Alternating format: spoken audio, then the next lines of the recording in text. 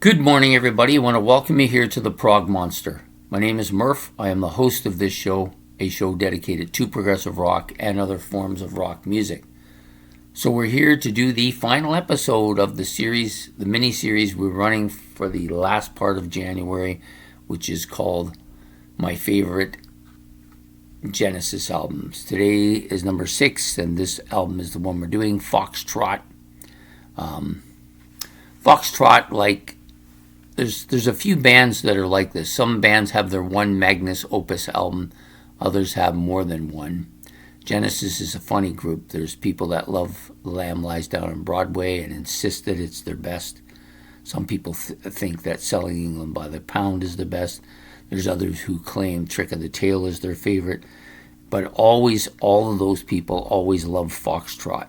And for a long time, it was my favorite of the Peter Gabriel era ones as well. So Foxtrot came out in, I think it was September 15th, 1972, right at the end of the summer. Another one of the Paul Whitehead album covers. Very detailed stuff. Kind of very quirky though. It's kind of weird, you know. You got a fox in a dress surrounded by sharks on an iceberg. Yeah. It's different, very English, you know. So at this point in time, the members of the band were established on Nursery Crime and continued right through to The Lamb Lies Down on Broadway. Peter Gabriel, Mike Rutherford, Tony Banks, Phil Collins, and Steve Hackett were the members of this band. This is a fantastic album. It has arguably one of the greatest epic long songs on any progressive rock band, on any progressive album anywhere, and that's Supper's Ready. It's absolutely well put together. The lyrics are great. The song builds in tempo. It's just very catchy. Just everything about the song is fantastic. You've got also on this album Watchers of the Sky, which is another big epic for them. Not as nearly as long, of course, but definitely one of the favorites for a lot of people with Genesis. So my personal favorite is probably Watchers of the Sky, only because I think it's another song very similar to Return of the Giant Hogweed and The Knife off the first album.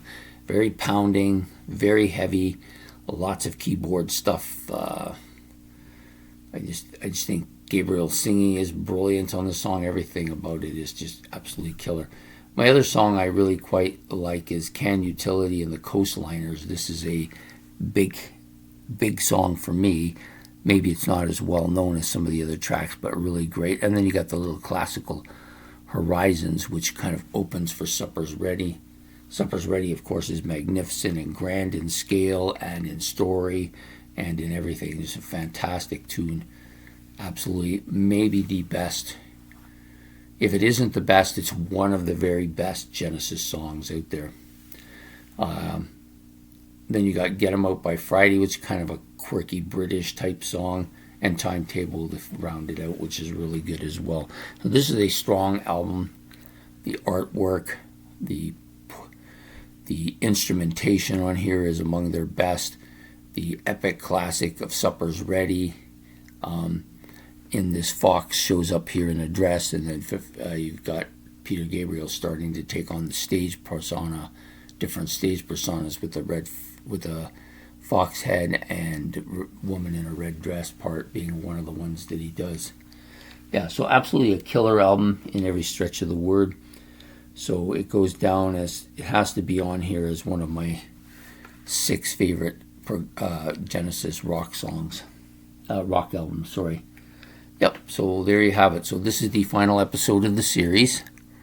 So if you want to make comments about the album, you can put them in the comment section below, or you want to talk about the whole series, you can do that. If you think this album had a huge impact on Genesis, or maybe you think it didn't, you can make comments about that as well.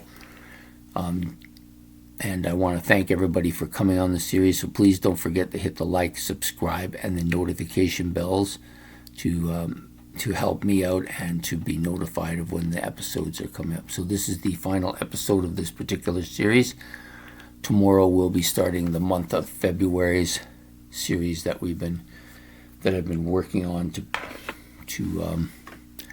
talk about, and that will feature so I've picked out 28 albums that have either the word love or heart in it, that are considered maybe romantic albums or love albums, if you want to call it. I picked out 25 or 28 of them actually, because there's 28 days in the month, and it's all basically for Valentine's Day. So anyways, I hope to see you throughout the next week or so, and then during the month, and we will get back to you soon. So have yourself a good evening, take care, and goodbye.